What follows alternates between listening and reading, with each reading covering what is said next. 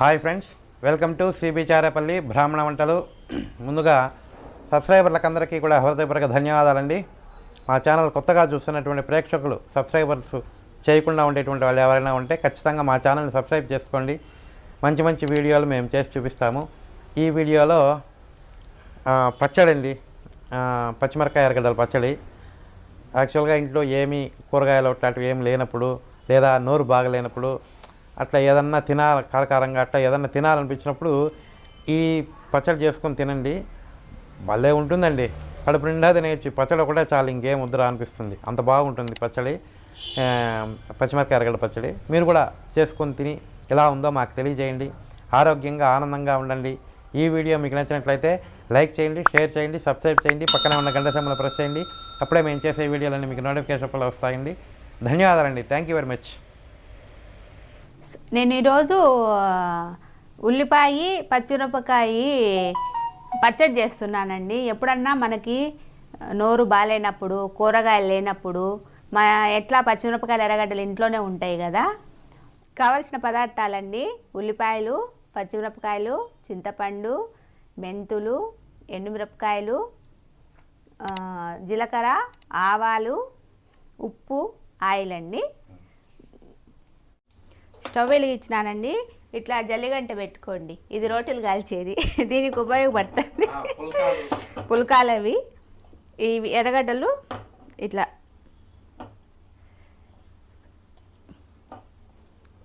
మీకు ఎన్ని కావాలంటే అన్ని పెట్టుకోండి.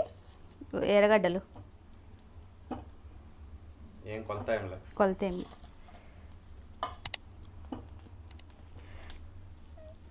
ఈ చపాతీకి కూడా బాగుంటుంది, దోశలోకి ఏం పెద్ద చెడిపోయేది కూడా కాదండి. ఇది కొంచెం కాలినాక చూపిస్తా.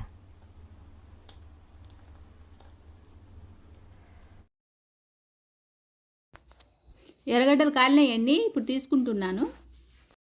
మీరు నిప్పులుగా ఉన్నా చేసుకోవచ్చండి. దాని రుచి దానిదే, దీని రుచి దీనిదే, బాగుంటుంది. కానీ మాకు పెట్టుకోవడానికి కూడా లేదండి, కుంపటి ఉంది, బొగ్గులు అవి చిక్కవు ఇక్కడ సరిగ్గా. ఇవన్నీ తీసేయాలండి, చల్లారినాక చూపిస్తాను. అని చేసి బాణలు పెట్టినానండి.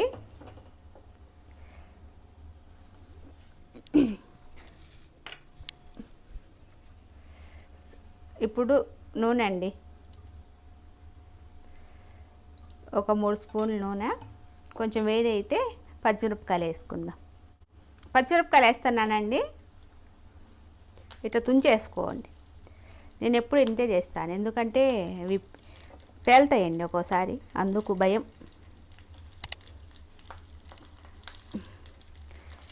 కారం చూసి వేసుకోండి, ఎందుకైనా మంచిది. ఇవి నాకు కొంచెం కారం లేని కాయలు, అందుకని నేను ఎక్కువ వేసుకో.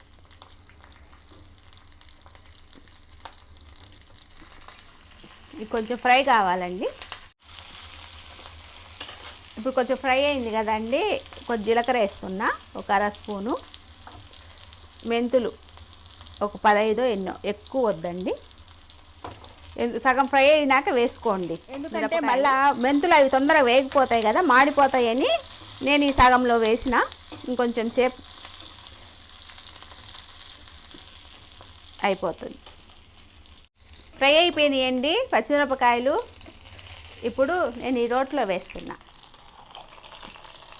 రోట్లో దంచుకుంటున్నానండి. ఇప్పుడు ఇదే ప్యాన్ పెడుతున్నా, తిరమాత వేసుకోవడానికండి.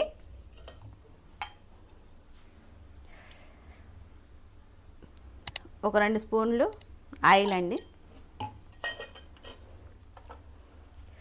కొద్దిగా ఆవాలు, కరివేపాకండి. మీకు చూపించలేదు నేను, మీరు కావాలంటే వెల్లుల్లి వేసుకోండి.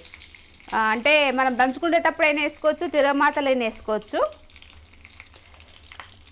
స్టవ్ ఆఫ్ చేస్తున్నా. స్టవ్ ఆఫ్ చేసి మిరపకాయలు వేసుకో.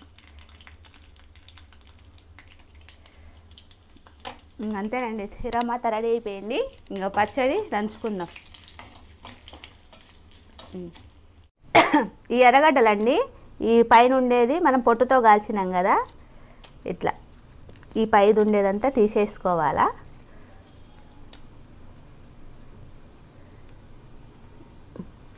ఇంకా కాలుతానే ఉన్నాయండి, లోపల అట్లే ఉంటాయి కదా, అందుకు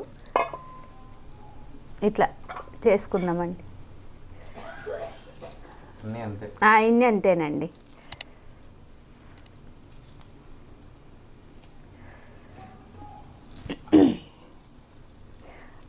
ఇట్లా తరుక్కోపైన డైరెక్ట్గా వేసేసుకోవచ్చండి. ఈ విధంగా ఒలుచుకోవాలండి అన్నీ. ఇట్లా కాయలు ఒలుచుకోవచ్చు, మనము ఇట్లా పీసులైన చేసుకోవచ్చు, అంటే దబ్బలు. ఇవి నల్లగా ఉండయి అని అనుకోవద్దండి, ఎందుకంటే అట్లనే ఉంటాయి. కడిగితే చెడిపోతుంది పచ్చడి, నిలవ ఉండదు. దంచుకుందామండి. పచ్చిమిరపకాయలు వేసిన, ఉప్పు అండి తగినంత. మీరు కావాలంటే రాళ్ళు ఉప్పు వేసుకోండి, ఎందుకంటే నాకు ఇది అలవాటు అండి. ఆ రాళ్ళు ఉప్పునే నూరి పెట్టుకుంటాం, అది అట్లయితే వస్తుంది. నాకు కొలత తెలియదు. ఇప్పుడు చింతపండు అండి కొద్దిగా. ఈ చింతపండు కూడా కావాలంటే వేసుకోవచ్చు, లేకుంటే లేదు, బాగుంటుంది ఎట్లా వేసుకున్నా. కానీ చింతపండు ఉంటేనే మనకు నిలువ ఉంటుంది, లేకుంటే ఉండదు. పుల్లపు ఉంటేనే కదండి.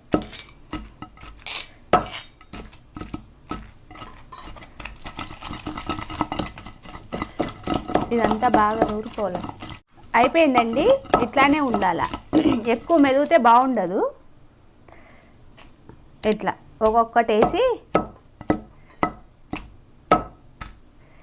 దంచుకుంటే బాగుంటుంది. మిక్సీకి వేస్తే మెత్తగా అయిపోతుందండి, ఏం బాగుండదు. అది కొంచెం కొన్ని దాంట్లోకే మిక్సీ.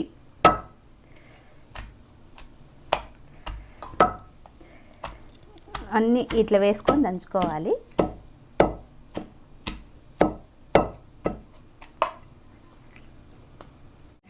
అయిపోయిందండి. మరీ మెత్తగా అయితే బాగుండదు.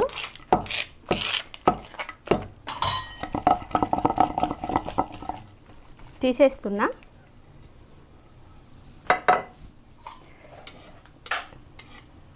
దీనికి ఉండేదంతా క్లీన్ చేస్తా. తిరమాత అండి. ఇప్పుడు మనం ఆవాలు, ఎండుమిరపకాయలు, ఇవి కరివేపాకు, ఇదంతా బాగా కలుపుకోవాలి.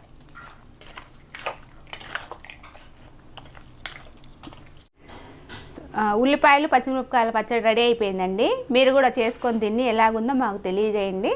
ఇది మీరు ఇంకొంచెం మెత్తగా చేసుకుంటే ఇడ్లీకి పనికొస్తుంది, దోశకు, చపాతీకి, దేనికైనా వాడుకోవచ్చు అండి. అన్నంలోకి ఇన్ని విధాలుగా వాడుకోవచ్చు. ఆరోగ్యంగా ఉండండి, ఆనందంగా ఉండండి.